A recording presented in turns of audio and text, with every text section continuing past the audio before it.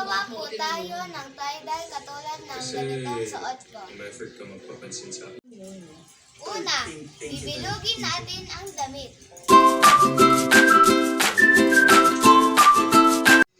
Pangalawa, lalagyan natin ng goma.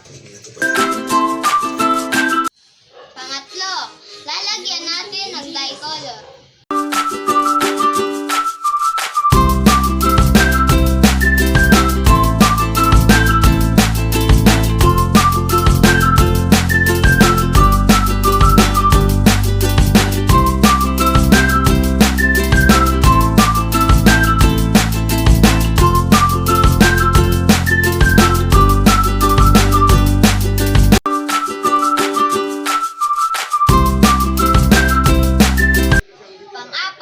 Papatuyuin natin ang damit ng isang oras.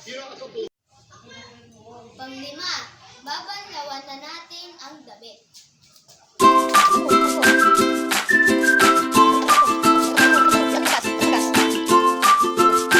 Ito na po ang resulta ng damit.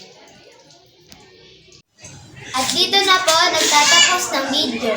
Salamat! Bye-bye!